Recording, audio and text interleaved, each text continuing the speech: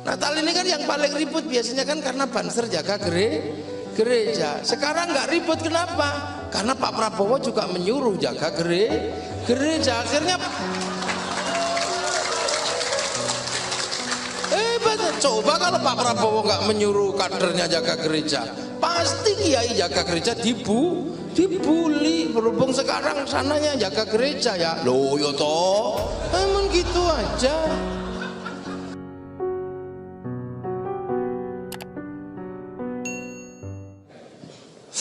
Assalamualaikum warahmatullahi wabarakatuh. Alhamdulillah. Sebenarnya saya masih pengen ngaji tadi. Kalau semakin banyak yang sambutan, nah saya punya kesempatan ngaji. Saya ini ngaji terus, tidak pernah punya kesempatan ngaji.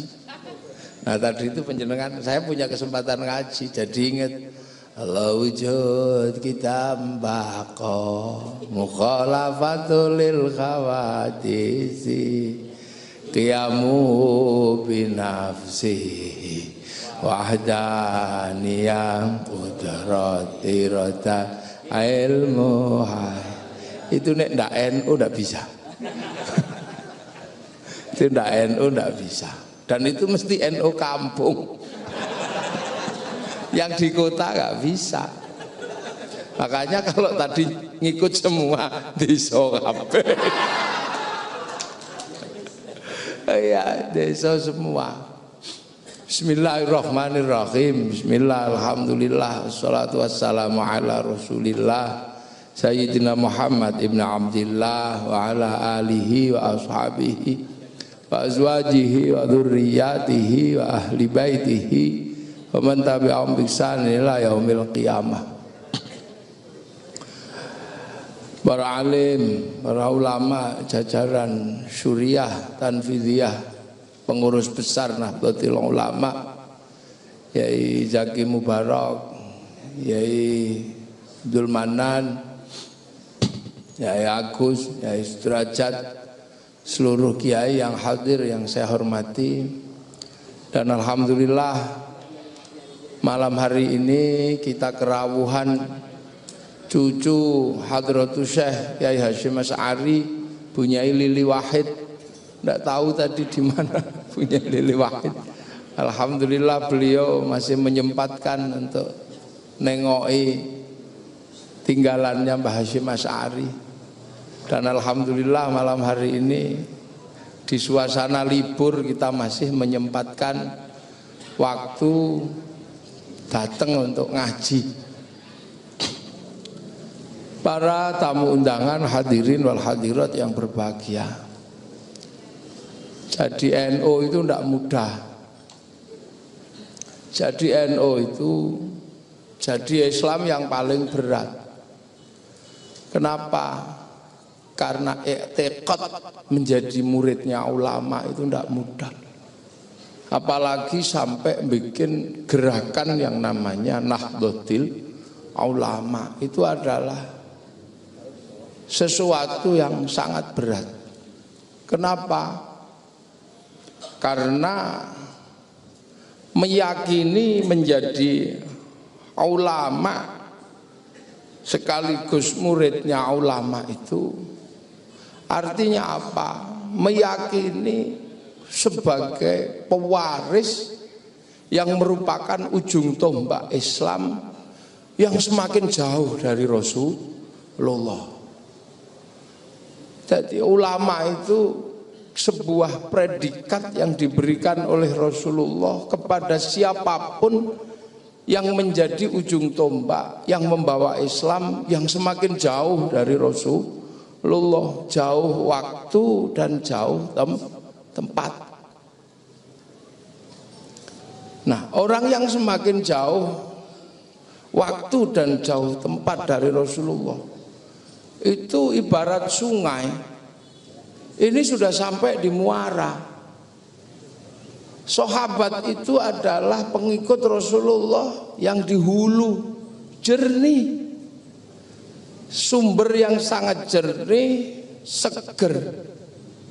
Dan itu Rasulullah sendiri yang menyampaikan bahwa generasi terbaik itu generasi sahabat. Nah, generasi sahabat ini generasi terbaik. Ini yang ya Allah dikasih kursi. Yang dikasih kursi hari ini cuman kiai. Karena yang lain lagi rebutan kursi.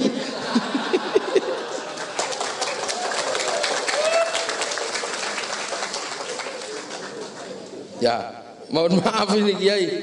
Waduh lah kok iso malah dikasih tempat duduk ini karena kiai nggak pernah rebutan kursi. Wih, ini kursi PBNU aja empuk ini. Apalagi kursi yang lain.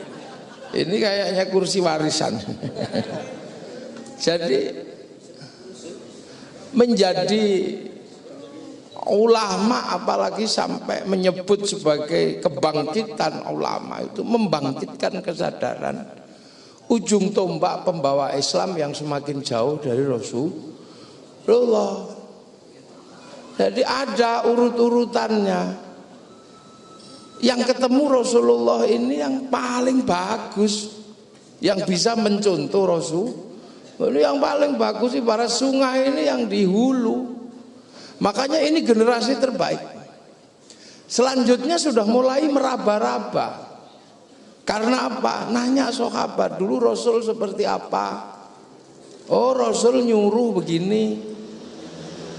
Oh Rasul ngelarang begini, maka ada amarona Rasulullah Sallallahu Alaihi Wasallam, ada nahana Rasulullah Sallallahu Alaihi Wasallam, ada kunna ma'a Rasulullah Sallallahu Alaihi Wasallam, ada ro'aitu Rasulullah Sallallahu Alaihi Wasallam, ada kola Rasulullah. Mulai. Nah kita ini generasi yang semakin jauh, yang muridnya ulama.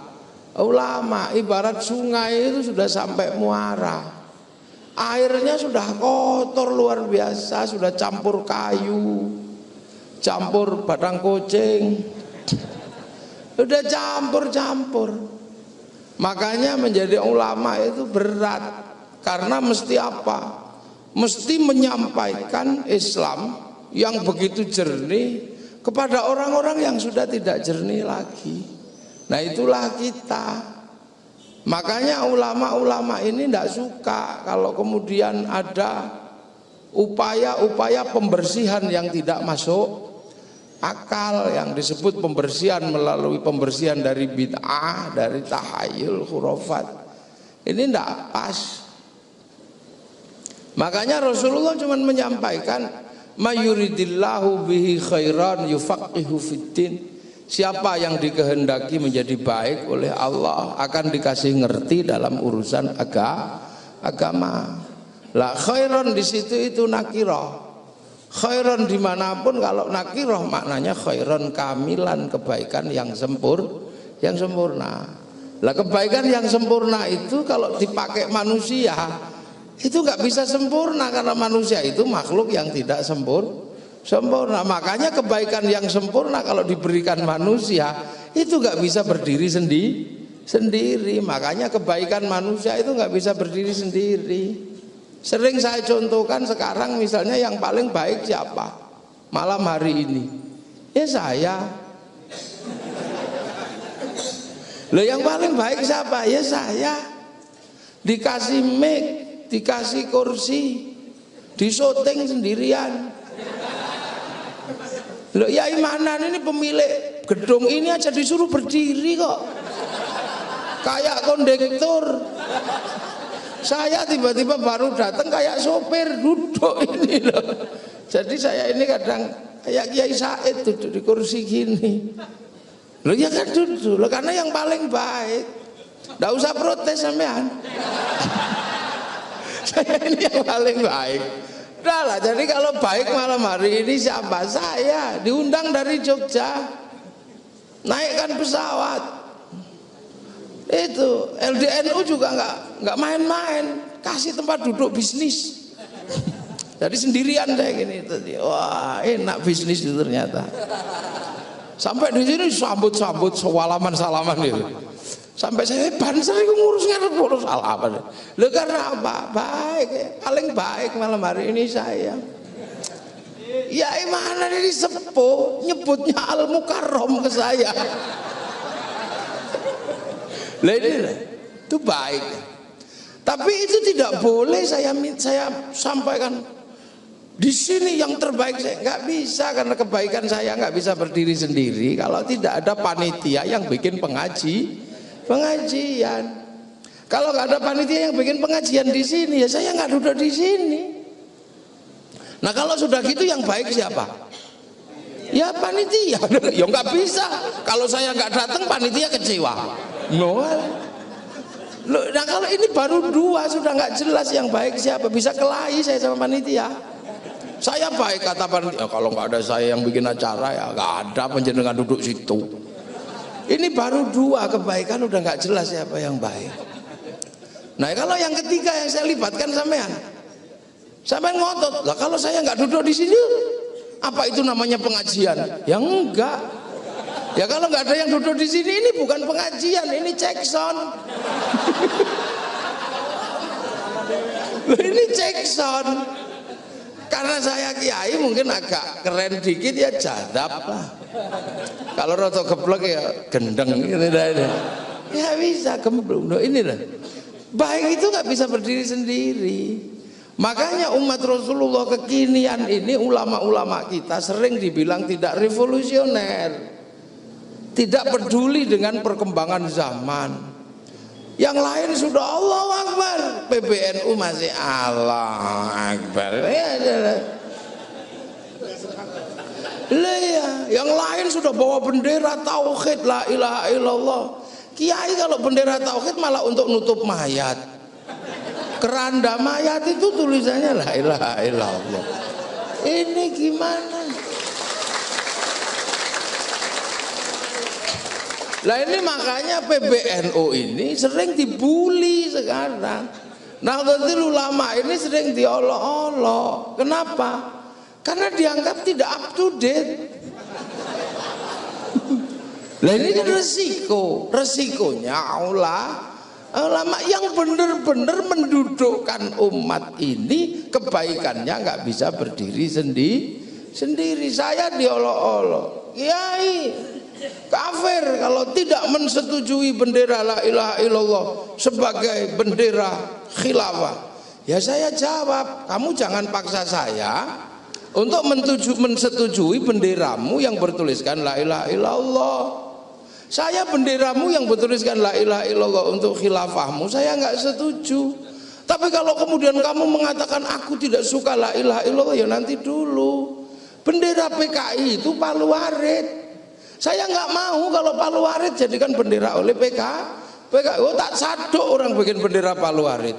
Tapi kalau saya dan santri ke sawah tetap pakai arit. Kalau nukang tetap pakai Palu. Jadi jangan kau katakan kami nggak suka bendera Palu Arit terus anti Palu sama Arit, enggak. Bendera la ilaha illallah juga kita nggak mau karena itu bendera Hizbut Tahrir. Sejak kapan itu bendera tauhid? Kalau bendera Hizbut Tahrir itu bendera tauhid, mestinya Kiai Hasyim Asy'ari yang pertama bikin bendera itu. Nggak ada lagi. Hasyim Asy'ari pulang dari Makkah apal Kutubus Sittah, Sahih Bukhari, Sahih Muslim, Sunan Abu Dawud, Nasai, Tirmidzi, Ibnu Majah. Ini apal sari jalul hadisnya. Itu pendiri Nahdlatul Ulama. Tiba-tiba diserang sama orang yang punya hafalan hadis satu. Kullu bid'atin dhalalah. Itu aja hadisnya. Kayak kunci Inggris. Lo kan nggak masuk akal, saya bilang. Makanya kalau sekarang ini orang nggak masuk akal. Nanti tak tunjukin ketidak masuk akalan orang sekarang. Kenapa? Karena nggak ikut Nahdlatul Ulama. Nahdlatul Ulama itu bukan semata-mata manhaj diniyah, tapi Nahdlatul Ulama itu manhaj sosiologi dan antropologi. Duh, sembrono. Nahdlatul Ulama itu manhaj sosiologi dan antropologi yang memenuhi 4 hermeneutika pengetahuan. Itu Mbok pikir tidak bisa ngomong begitu? Kalau saya nggak bisa ngomong begitu, nggak mungkin disuruh ngaji di istana.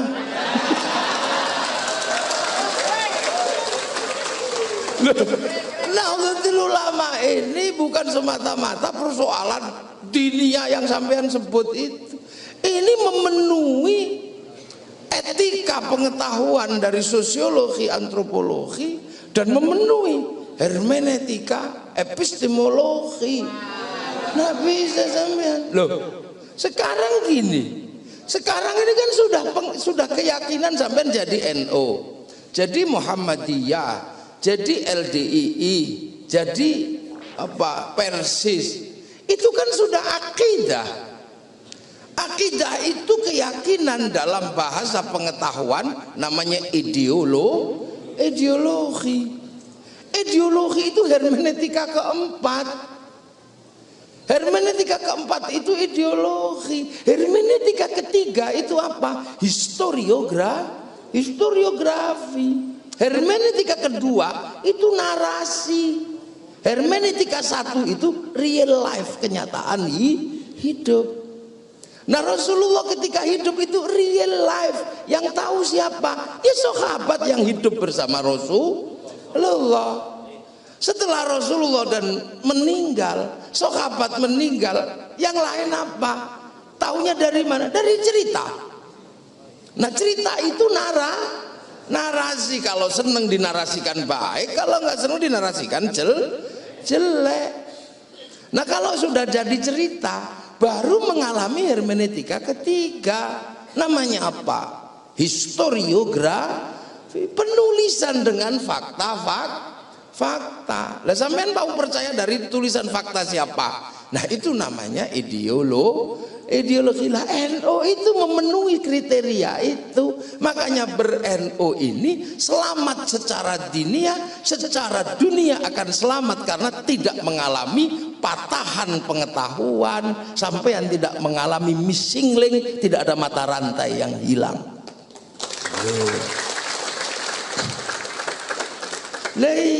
Lah mata rantai yang hilang itu apa? Sanad.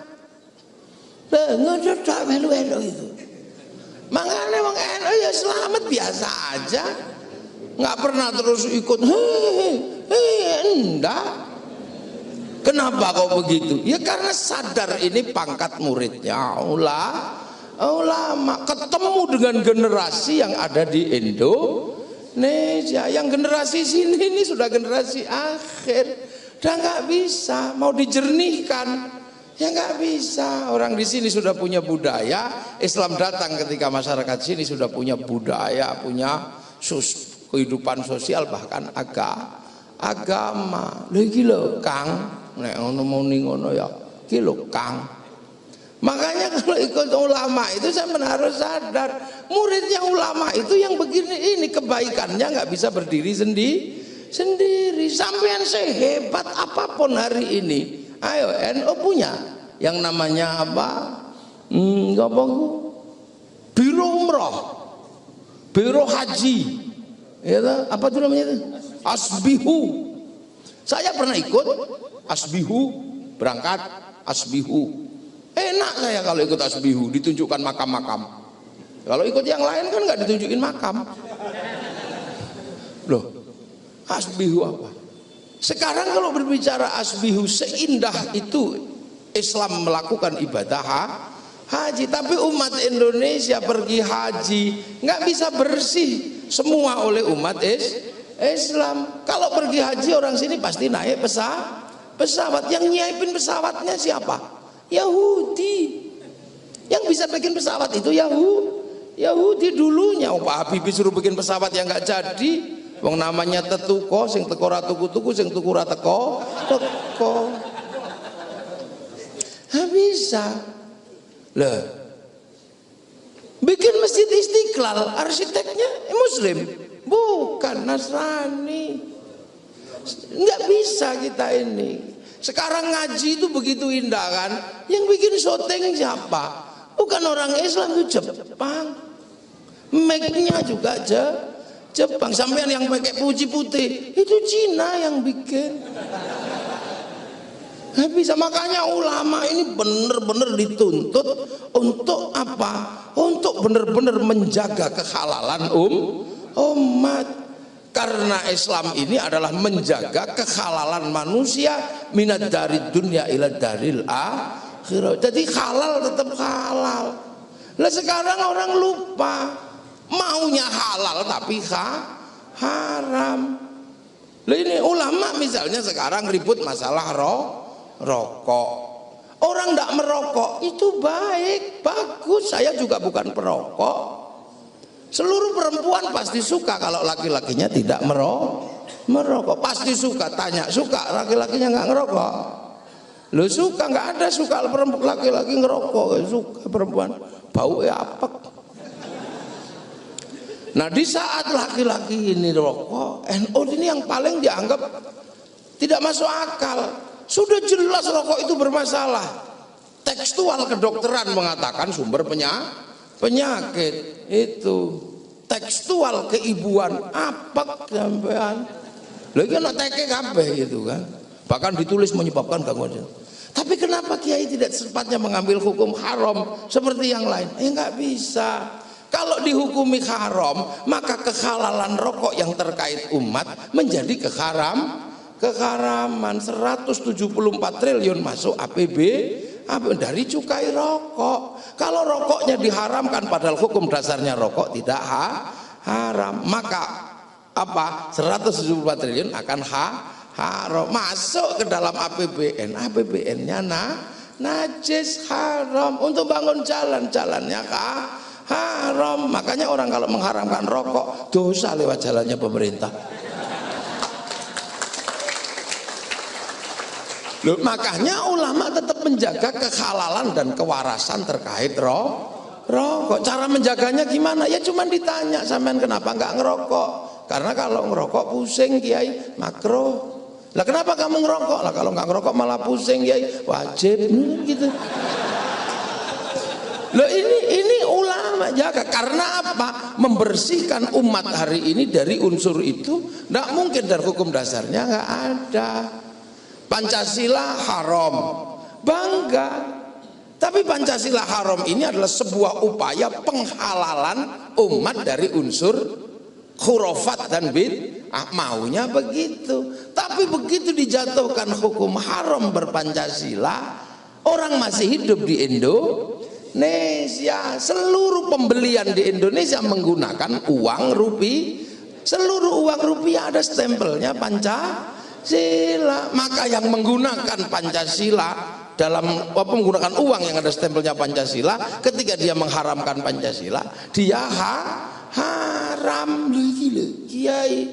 Makanya sampean jangan heran, kiai ini tenang ketika mengambil sikap. Hanya masalah waktu, mereka juga akan sadar. Tapi ini kan lagi semangatnya. Tidak apa-apa lah, karena baru semangat.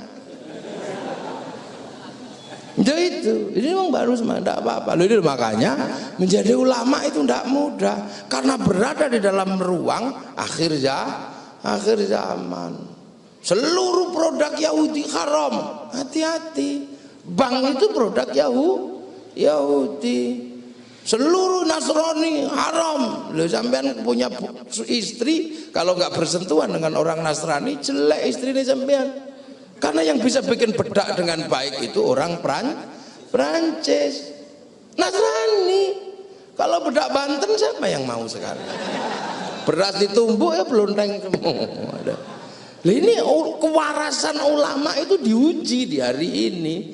Sama dengan kewarasan ulama ketika diuji, Bung Karno ini adalah pelanggar konstitusi karena memutuskan DPR-GR. Padahal dalam konstitusinya DPR. Mbak Bisri sama Mbak Wahab terjadi khilafiyah. Mbak Bisri sudah tidak apa-apa, pulang. Tapi Mbak Wahab Hasbullah menerima DPR-GR. Karena kalau Bung Karno dibugotkan, maka kemudian Bung Karno ini seluruh keputusannya menjadi haram di Indonesia. Indonesia. Yang paling berat kalau ngangkat Menteri Agama, Menteri Agamanya ngangkat naib menikahkan orang lah. Kalau Bung Karnonya haram secara konstitusional, Menteri Agamanya inskonstitusional, yang sampai di bawah yang namanya qadhi haram mengharamkan mengawinkan orang. Bayi yang lahir dari orang yang dinikahkan haram secara konstitusional, ya tidak mendapatkan pengakuan konstitusional keharaman dalam agama. Kehalalannya nggak ada loh, bayi haram.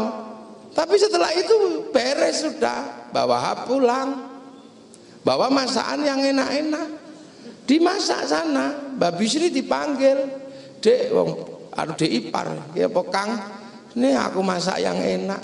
Enak dimakan semua sama Mbak Bisri.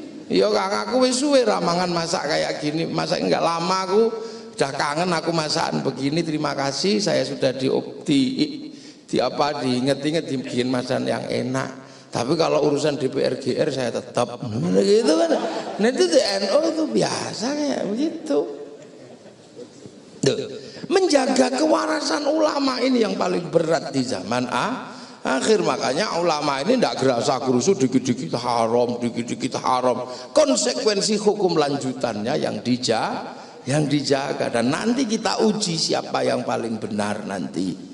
Ayo, bendera tauhid belum lagi lama ributnya sudah diuji kebenarannya, ternyata bendera itu ditangkap oleh pemerintah Saudi Arabia. Loh, ndak pakai ribut kalau ulama, tenang aja. Nah inilah.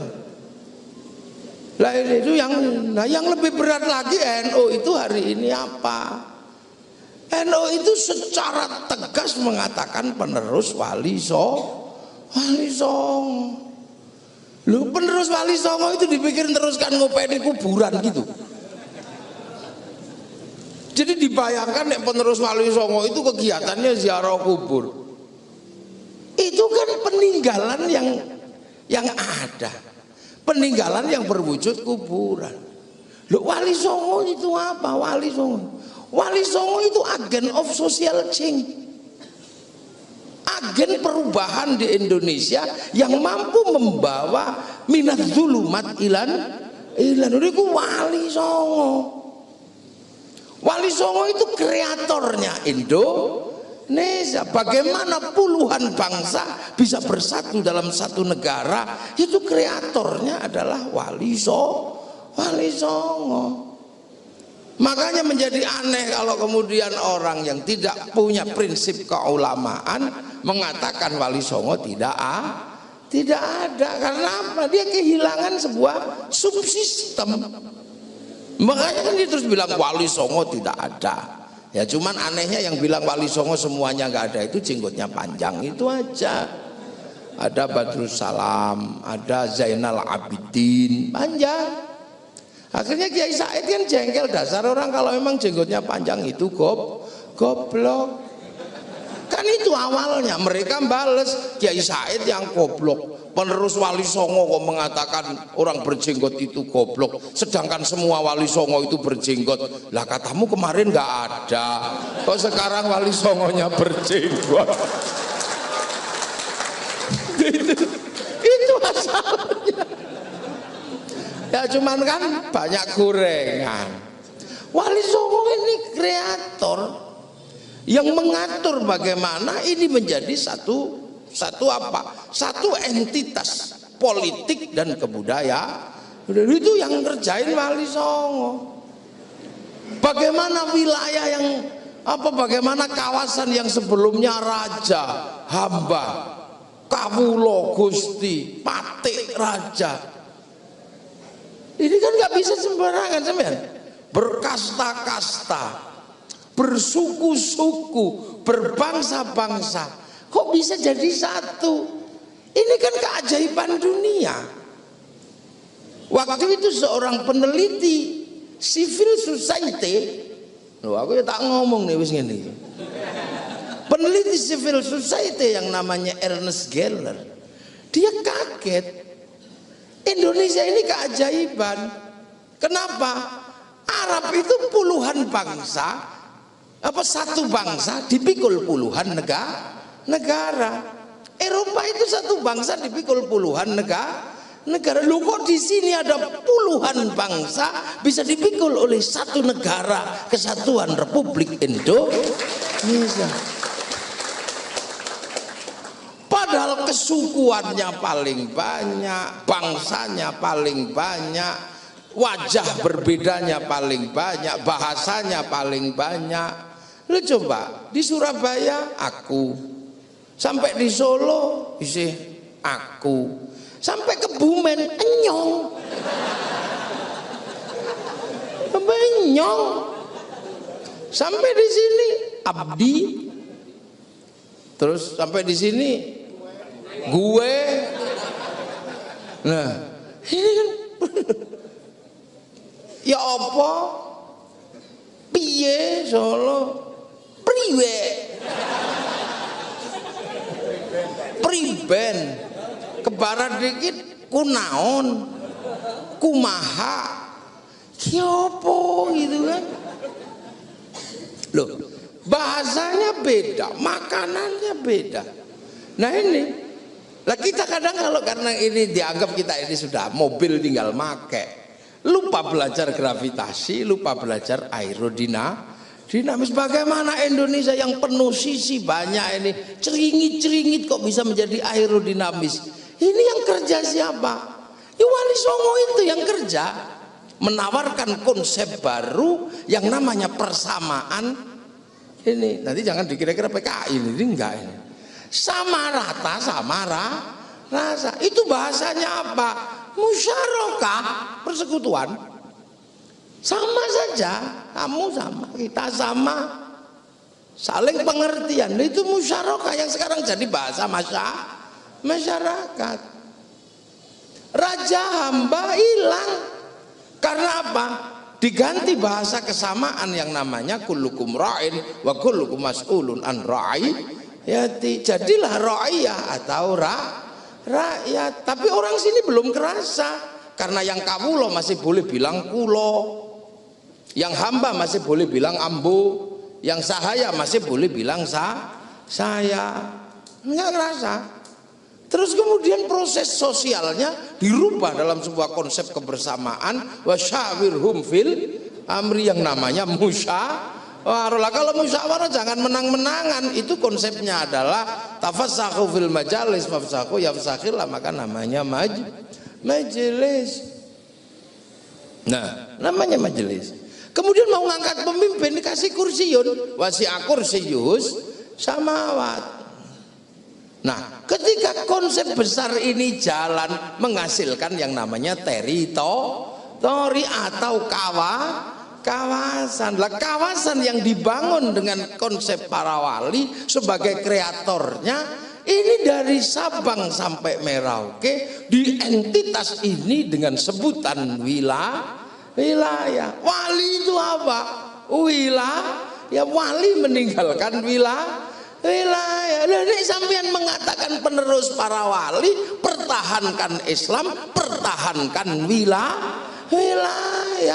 Lah ini loh namanya NKRI, harga mati. Karena kita ini penerus wali meninggalkan wilayah. Loh makanya karena ini kerjaan para wali, maka jangan lupakan sekolahnya para wali. Sekolahnya para wali itu apa? Wali itu kan nggak takut apa-apa. La khaufun alaihim walahum yakhzun. Nggak takut. Kenapa? Karena wali itu kalau sekolah nggak main-main. Innal ladzina qalu rabbunallah tsumma istaqamu fala khaufun alaihim walahum. Yang kalau sekolah itu qalu rabbunallah tsumma istaqamu. Nah ini yang berat, ini sekolahnya wali. Makanya kalau di Indonesia ada cerita ya Hayyu ya Qayyum, duduk 3 tahun sampai keliru yokayu yoka ngomong Allahu Akbar dibaca selama 3 tahun sampai keliru lowo bubar bubar. Loh, ini kadang kalau orang nggak ngerti itu terus sholatnya bagaimana? Loh ente ini nggak ngerti urusan. Kalau ente sholatnya bagaimana, berarti ente memang muridnya ulama. Tapi kalau muridnya wali itu ngomong apa belajarnya dikit, sekolahnya yang lama. Mbah Hasyim Mbah Syekh Abdul Qadir Al-Jilani sekolahnya namanya fa inna ma'al usri yusra, inna ma'al usri yusra. Tapi duduknya sumastaqomunya 25 tahun. Loh, ini kalau dalam bahasa modern namanya download. Ini dalam bahasa milenial ini namanya download. Jadi Syekh Abdul Qadir download programnya Allah, fa inna ma'al usri yusra, inna ma'al usri yusra, itu 25 tahun download. Sunan Kalijaga kan download 3 tahun, ya Hayyu ya Qayyum la haula 3 tahun. Loh, makanya beliau-beliau ini punya program yang sewaktu-waktu bisa diakses, maka wifi-nya hidup. Kita ini nggak pernah download, diajak download ya Allah, ya Allah, ya Allah, ya Allah, ya Allah, ya Allah. Listriknya mati. Lah, karena kita ini tidak pernah download, makanya kita ini bisanya cuma ngakses. Diajarkan oleh para ulama dengan cara apa? Kalau sekarang kan .co.id lah, dulu diajarkan kalau mau ngakses ila ruhi ila hadrat itu kan cara ngakses tuh. Ila ruhi ila hadrati. Kenapa? Ini punya program. Lah, kita sendiri nggak punya wifi. Makanya kita pinjam wifi. Ya siapa yang pinjam wifi-nya? Mbah Hasyim Asy'ari. Ila hadrati Mbah Hasyim Asy'ari. Kalau ndak ya, kalau kiai datang barokah, cari wifi gratisan.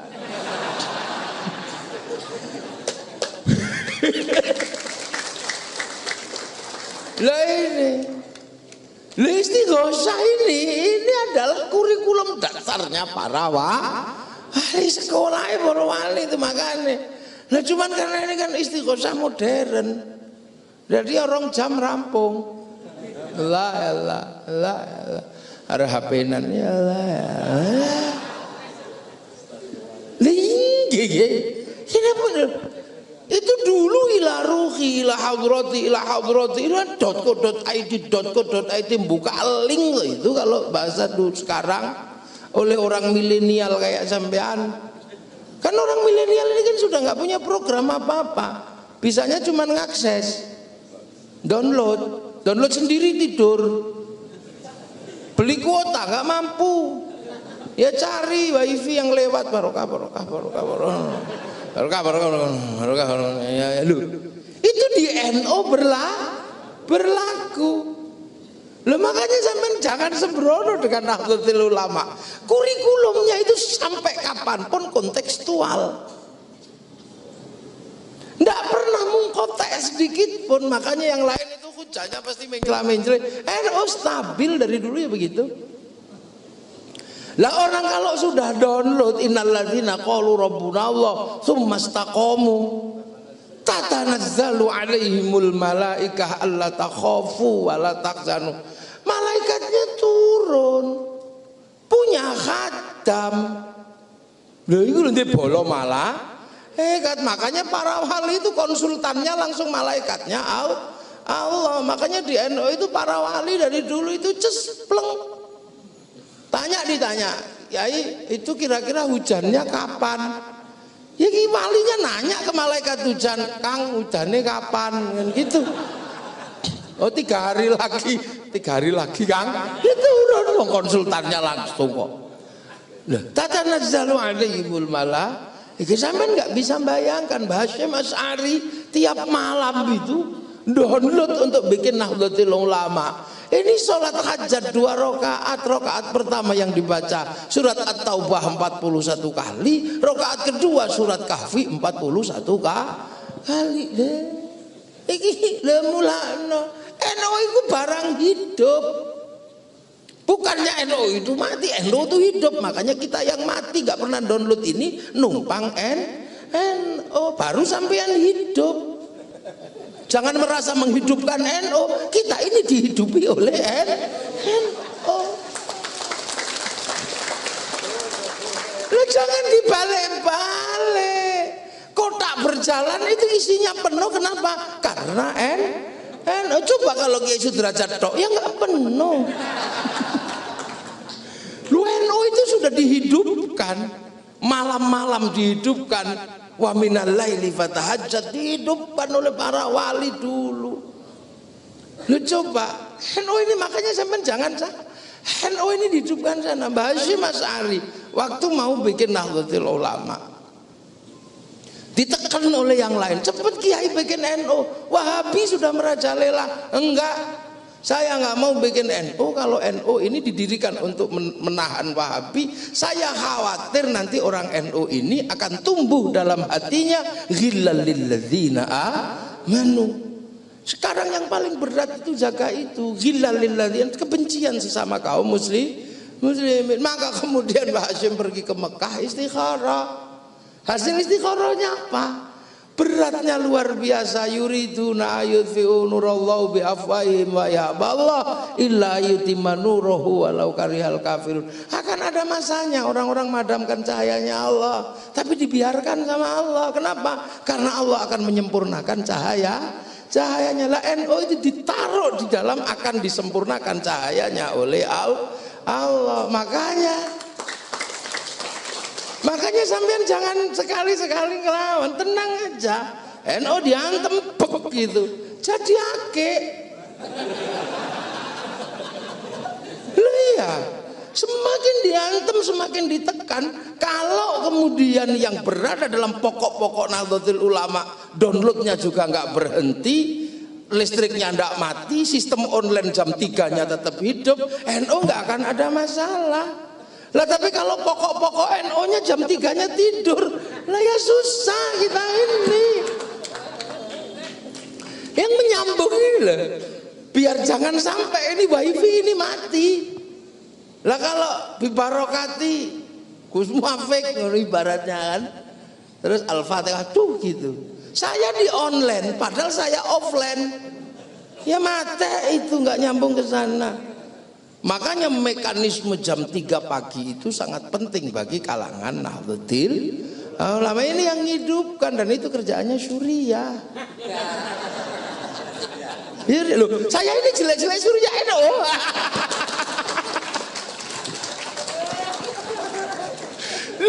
Ini loh. Jadi ini penerusnya para wali, makanya ini kurikulum ini batinnya NU ini, batin para wali. Wali itu hanya sistem online sana. Makanya ketika yuriduna yudfi'u nurallahu biafwahihim wa ya'ballah diantem terus. Ini perasaan NU ini tambah mengkilat. Kalau apa? Kalau kita sandarkan kembali kepada nilai-nilai yang diajarkan para wali. Nah coba sekarang sholawat diolok-olok tambah rame, bahkan tambah ditemu nih cara wong tambah pakai gendera iya gitu. Tahlilan diolok-olok tambah rame. Nah bahkan sekarang hampir semuanya ikut kurikulum Nahdlatul Ulama. Dulu galaknya luar biasa. Coba sampean galaknya itu. Sayyidina haram. Kenapa kok haram? Lu kul innama ana basyarum mitslukum yuha ilayya. Ya NU tetap aja Sayyidina, yang sana Muhammad. Tapi karena lama-lama di Indonesia ini daerahnya para wali. Wali dulu mengajarkan jangan sombong sama Nabi Muhammad, karena Al-Qur'an menyatakan la taj'alu du'a ar-rasuli bainakum ka du'a ibadikum ba'dha. Lah akhirnya sekarang juga ikut-ikutan, ya cuman belum Sayyidina, tapi masih baginda Nabi besar kan gitu. Ila ruhi mau, tapi sekarang semoga arwahnya mau. Tumpeng mau, sekarang nasi kotak mau. Iya, haul nggak mau, birrul walidain mau, suwuk nggak mau, ruqyah mau, alat musik nggak mau, mulut mau, tum. Makanya kalau dalam konteks ini saya selalu dibilangin, mari kita kembali pada Quran dan hadis. Saya cuma jawab, ya kamulah yang harus kembali. Wong aku belum pernah kemana-mana kok kamu ajak kembali.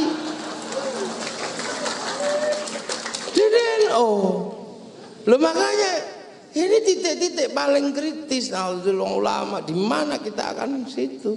Lah itulah, lah para wali itu di situ. Makanya kalau ada yang nanya, itu wali dari mana? Loh, wali itu memang sekolahnya nggak lama, karena hanya menyesuaikan frekuensi. Mbah Hasyim Asy'ari waktu belajar di Bakholil Bangkalan, saya dikasih buku sama Bunyai Lili Wahid itu. Wih, itu luar biasa. Itu nggak kelihatan seperti santri.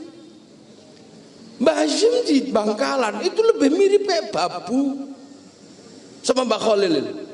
Kalau mau ngaji, Syem, ambilin air. Nyaimu belum mandi, nimba Mbah Hasyim itu. Begitu selesai nimba, mau ikut ngaji, Mbah Khalil, wallahu a'lam bis shawab. Coba, ngomong kerja itu. Mbah Hasyim ikut ngaji. Syem, nyaimu mau masak, gak ada kayu, ambil kayu. Selesai ambil kayu mau ikut ngaji, wallahu a'lam bis shawab. Loh, yang paling serem itu Bunyai Lili Wahid ada di situ itu. Mbah Yai Hasyim dibilang sama Mbah Khalil, kamu kalau punya anak laki-laki 3 hari sudah harus sampai di Bangkalan. Maka Mbah Hasyim ini bawa putranya namanya Yai Wahid, abahnya Bunyai Lili. Usia 3 hari dalam wujud yang masih merah dibawa ke Bangkalan. Hujan deras gak boleh masuk rumah. 3 hari itu gak boleh masuk rumah dalam kondisi hujan deras. Itu kalau santri sekarang kira-kira komentarnya apa? Oh, kiai gendeng ini gitu.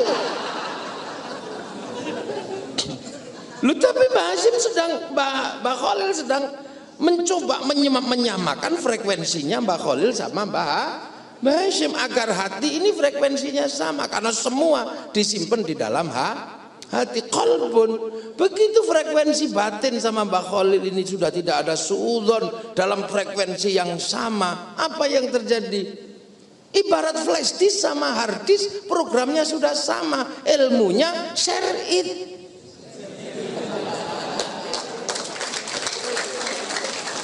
Ilmunya share it. Makanya sampean kalau lihat pelajaran wali itu aneh-aneh. Sunan Kalijaga ini rajanya berandal, Loko Joyo, Loko itu kondang, Joyo sekti. Diterima jadi muridnya muridnya Mbah Sunan Bonang. Orang hebat begitu bukan disuruh membantai preman, tapi disuruh nungguin tongkat. Yang tongkat itu nggak ada yang nungguin juga nggak ada yang nyuri. Coba, rajanya berandal diterima jadi murid, tapi syaratnya nungguin tongkat. Sama kayak Banser. Banser misalnya kan, Kang ikut kiai apa? Di sana ada preman, saya nggak berani kalau nggak pakai Banser. Wah, itu kalau ngawal kiai pulangnya cerita, kiai tadi kalau nggak sama saya, wah itu pasti galak. Tapi ketika kemudian kiainya cuma bilang, Kang ikut Kang, kenapa? Nanti itu ya, kalau saya naik mimbar, sendal saya kan ngadep sini. Nah tugasmu balik aja, jadi biar saya turun. Itu paling juga nggak cerita, karena kalau diceritakan kok hidupmu kayak nggak berguna tuh Kang gitu. Lah itu. Tapi Banser ini ada kiai dimanapun ikut datang. Maka sampean jangan salah, karena Banser ini orang yang sama sekali nggak pernah punya suudzon sama kiainya. Jangan-jangan ini nantilah yang membuat frekuensi Banser sama kiai ini imbang. Imbang. Nah karena Banser ini sudah telat, biasanya langsung nanti diberikan kepada anaknya Banser. Maka jangan salah, banyak sekali anak-anak Banser itu, anak-anak pengawal para kiai itu gedenya jadi kiai, karena frekuensinya Banser sama kiai itu biasanya sama. Gitu. Yang anak-anak kiai malah kadang karena frekuensinya selalu jundel, maka kemudian flash disknya nggak turun. Jadi loh, ini prinsip-prinsip dulu. Loh ini wali. Lah, ketika wali bikin wilayah, inilah yang namanya bikin mekanisme sosial. Islam ketika mengajarkan ini berbeda-beda tetapi harus bersatu, saling pengertian. Gimana caranya? Maka misalnya hanya untuk sekedar makan, untuk walayahuddu ala ta'amil miskin, para wali bikin mekanisme sosial yang namanya makan bareng bareng, tumpengnya satu, ingkungnya satu. Lakum dinukum waliyadin, itu ada di sini perbedaan agama. Maka para kiai, para wali dulu bikin mekanisme bagaimana antar agama saling bersatu. Ini Jakarta dibikin oleh wali namanya Pangeran Jayakarta. Wali yang bikin, makamnya masih ada. Ini keturunan wali dari mana? Dari Cirebon, dari keturunan Syarif Hidayat tuh. Maka dibangun mekanisme bagaimana menjadi hidup bersama, yang Cina, yang apa, kemudian ada yang jadi Betawi, ada yang jadi apa. Maka sekarang ini negeri ini sangat butuh pengawalan santri harus mengawal. Kenapa? Karena banyak sekali hari ini orang yang hidup di atas wilayah tapi tidak mengikuti mekanisme yang dibikin oleh para wali. Itu nunggu konsletnya aja. Jadi di sini ini dibangun mekanisme para wali, social change-nya ada. Makanya kalau hidup di sini jangan sekali-sekali mengingkari mekanisme yang dibangun oleh para wali. Lah sekarang yang masih memegang prinsip itu siapa? Nahdlatul Ulama. Ya maka jangan salahkan kalau situasi ini tetap ada, masa depan Indonesia akan ada bersama Nahdlatul Ulama. Lah buktinya di mana? Di Indonesia ini hari ini jadi bukti. Orang-orang yang hidup di sini tapi tidak mengikuti mekanisme para wali dibendung sama NU. Makanya Indonesia masih tenang. Tapi ketika nggak ada yang bendung, di Suriah ini nggak ada yang bendung, di Libya nggak ada yang bendung, melupakan pangkat muridnya ulama, langsung lompat menjadi muridnya Nabi. Di sini dibendung para ulama. Di Suriah nggak ada yang bendung, Libya nggak ada yang bendung, Afghanistan nggak ada yang bendung. Apa? Jebol. Jadi yang namanya kembali kepada Quran dan Sunnah, mengikuti langsung Sunnah Rasulullah, begitu dibiarkan lolos di Timur Tengah, hasilnya jebol. Islamnya hilang, bangsanya hilang. Lah di sini karena ada para ulama, bangsanya ada, Islamnya ada. Lah inilah konsep besarnya Rasulullah, laqad khalaqnal insana fi ahsani taqwim. Sampean ini ahsani taqwim, tapi ahsani taqwim zaman Rasulullah sudah berbeda. Ada yang sudah pesek, ada yang masih mancung. Tugasnya apa? Agar tidak rodat nau asfala safilin. Ajarkan amanu wa amilus sholihat. Tapi ajarkan amanu wa amilus sholihat bagi aksani takwim yang beda-beda. Jangan lupakan sumpah Allah. Wattini wa zaitun wa turi sinina wa hadzal baladil amin. Wattin demi buah tin simbol Nabi Nuh, wa zaitun simbol Nabi Isa, Nabi Ibrahim, wa turi sinina simbol Nabi simbol Nabi Muhammad apa? Wa hadzal baladil amin. Dan demi keamanan dan ketentraman sebuah bangsa dan negara. Nah itu maka para ulama selalu membentuk keamanan bangsa dan negara. Kalau demokrasi membuat aman bangsa dan negara, pakai itu. Kalau kemudian presidensial membuat keamanan bangsa dan negara, pakai itu. Kalau kerajaan mampu membuat keamanan bangsa dan negara, pakailah itu. Begitu itu dikhianati dengan pemikiran-pemikiran yang orang sekarang disebut pemikiran jet lag, pemikiran missing link, ada mantarada yang hilang. Itu menghasilkan apa? Menghasilkan jebolnya keamanan sebuah bangsa dan negara. Maka jangan mengaku umat Rasulullah kalau kamu nggak mampu membentuk keamanan sebuah bangsa dan negara.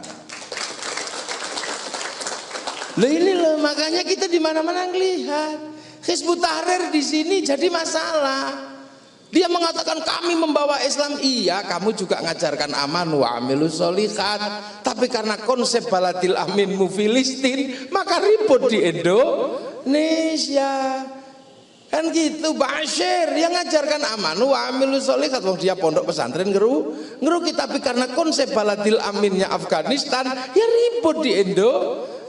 Indonesia. Lah sekarang ini yang tersisa entitas penerus para wali, inilah Nahdlatul Ulama. Maka Nahdlatul Ulama membalansing, dulu dibawa ke kanan oleh Masyumi gagal, dibawa ke kiri oleh PKI gagal. Maka membalansingnya adalah Nahdlatul Ulama. Tapi jangan lupakan, karena kita penerus para wali, bahwa kurikulum dasar para wali adalah taqarrub ilallah. Lha iku mula ana istighosah iki lho, balunge NU itu balungnya itu di situ. Sistem repeater tersambung dengan apa? Nek kono nek ngono nek anune nek gone menungso itu apa namanya? Server. Nah ini yang terhubung dengan server Gusti Allah neng Lauhil Mahfuz itu ya. Ini Allah raisa ila rohi ila hadrati iki .co.id amma ba'du. Nah mukadimah ngaji selesai.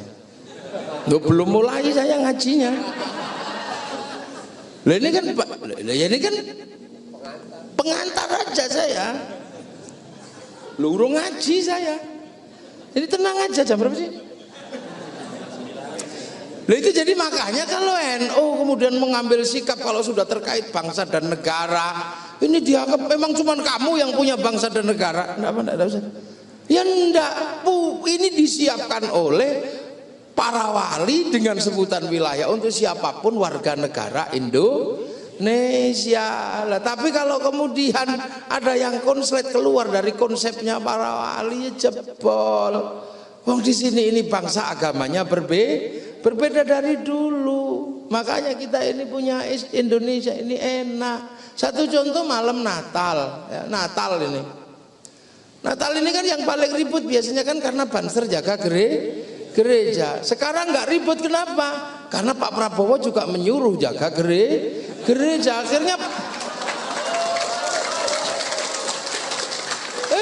coba kalau Pak Prabowo nggak menyuruh kadernya jaga gereja, pasti kiai jaga gereja dibully. Berhubung sekarang sananya jaga gereja ya, loh yo toh, emang gitu aja. Loh kenapa kita ini dari bangsa yang dari dulu saling jaga. Perang agama terbesar di dunia itu ada di Indonesia tahun 820 antara dua wangsa, yang satu wangsa Sailendra, yang satu wangsa Sanjaya. Wangsa Sanjaya dipimpin oleh Panukuh, wangsa Sailendra dipimpin oleh Semaratungga atau Garung. Ini habis-habisan perang dan nggak bisa berhenti perang ini sampai akhirnya Panukuh calon Raja Sanjaya nggak mau jadi raja, minggat ke India belajar ilmu arsitektur, pulang bergelar apa? Resi Gunadharma.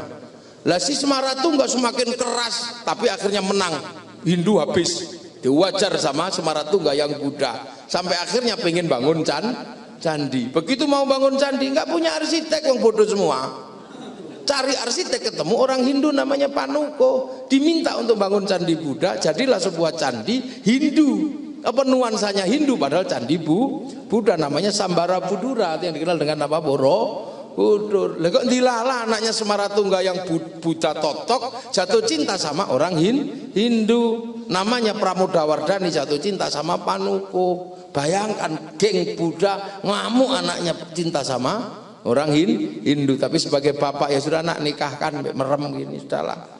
Terjadilah pernikahan orang Buddha sama orang Hindu. Akhirnya Semaratungga punya menantu Hindu, tapi karena anaknya sematawayang maka kemudian dijadikan menantu dan menjadi pewaris takhta antara pikatan antara antara Pramodawardhani sama Panukuh. Disitulah kemudian dia bergelar Rakai Pikatan. Semenjak itu rukun, yang Hindu dibikinkan Prambanan. Karena sudah rukun maka Bala Putra Dewa pulang ke Palembang, nggak ribut agama besar. Yang Isyana ke timur Sindok nggak ribut agama, Singasari jadi besar. Sampai mampu menaklukkan Mongolia, satu-satunya bangsa di dunia yang sanggup menaklukkan Genghis Khan adalah kekuasaan dari Indonesia.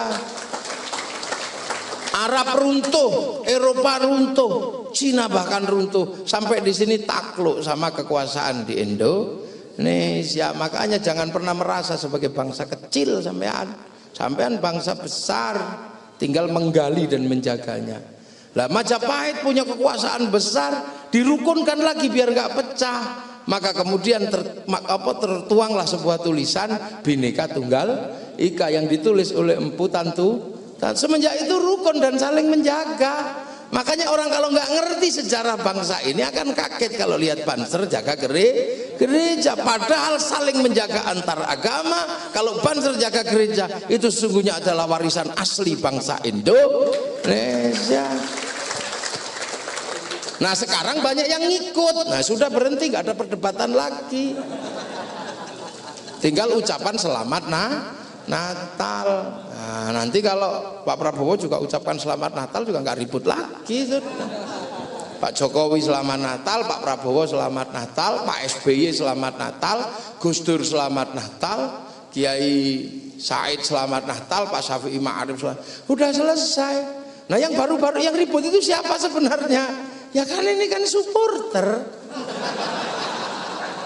Karena nggak ngerti sebenarnya. Kenapa? Ini produk milenial. Produk milenial itu pasti menghasilkan hal seperti itu. Karena dia tidak butuh orang kalau ngaji. Jadi Islamnya dapat, akhlaknya hilang. Lah kalau kita ngaji depan kiai ngangkat kaki aja takut. Nah yang sebagian besar sekarang ngaji sambil download gini. Jadi Islamnya dapat, akhlaknya hilang. Ini loh. Makanya dengan ini terus ini Islam dimurnikan. Akhirnya apa-apa bid'ah. Sehingga ibarat masak tidak ada lagi dagingnya, tinggal tulangnya. Wong pemurnian itu ya terakhir ya tulang. Nah orang kalau masak tulang ya akhirnya kan nggak ada rasanya. Karena nggak ada rasanya ya micinnya yang harus banyak. Lahirlah generasi micin.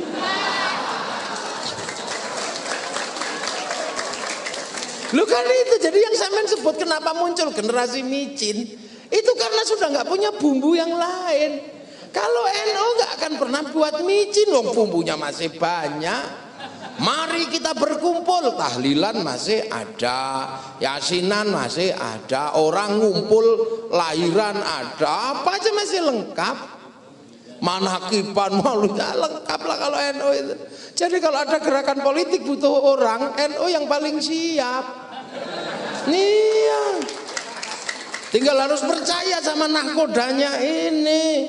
Makanya biar nggak percaya sama nahkodanya, sampean dibikin sok-sokan. NU tidak berpolitik, NU kembali ke khitoh. Itu kan micin semua. Lu Kiai Ma'ruf itu Rois Amu di gedung ini diputuskan. Kok tiba-tiba rembes-rembes gini mengatakan, oh itu kan keputusan politik, kita kan tidak politik. Loh ya jangan ngono Kang ya. Jangan gitu. Loh inilah kita kadang orang masak udah nggak punya apa-apa bid'ah. Makanya kalau masak tinggal tulangnya. Karena masak tinggal tulangnya ya micinnya dikendeli. Maka lahir generasi micin itu karena itu sebenarnya. Nah NU ya ndaklah biasa aja. Mau minta apa sih di NU? Tapi mau nyari apa? Truk sebesar ini penumpangnya macam-macam. Ada Bandar Dadu yang numpak. Iya itu muridnya ulama. Lah inilah. Lah iki ya. Makanya. Nah karena ini penerus para wali, balungane wali, innalladzina qalu rabbuna Allah tsumma istaqamu, jangan dihilangkan. Nah ini tugasnya para syuriah. Yang naik sopir tanfidiyah kan kiri kanan biasalah namanya sopir. Cuma NU kalau nyopir ya jangan gerasa gerusu, wong penumpangannya banyak. Nanti banyak yang mabuk. Kalau diselip nggak usah kaget. Wong yang suka nyelip itu kan penumpangnya sedikit. Makanya jalannya cepet gitu. Saya nggak pernah kaget kok. Loh, kita kan penumpangnya macam-macam gini. Kalau yang sana kan penumpangnya homogen. Iya kan, yang naik jenggot entok gitu. Kalau nggak jenggot suruh turun, gitu. Nggak cingkrang tok, kalau nggak cingkrang suruh turun. Kalau penumpang kita ini kan penjelengan dengan nyopir gede seperti ini, maka kalau disalib nggak usah kaget, tunggu aja. Yang larinya cepat itu biasanya nabrakan. Ya. ngerti nabrak sapi. Saya kaget. Saya sih enggak usah itu bener-bener sampean kalau tenang bener-bener kembali ke khitoh ulama. Apa khitoh ulama itu ngomong apa sih? Wong desa iki ngaji ning Jakarta iki mumet ndase cuman mikir bahasa Indonesianya ngomong itu apa? Mengasuh, ngemong tuh tanggungannya ulama basis paling bawah dari kaum muslimin. Ya ini ya banyak macam-macam, ada yang cuman maghrib tok ya ada di sini. Nah itulah makanya ulama.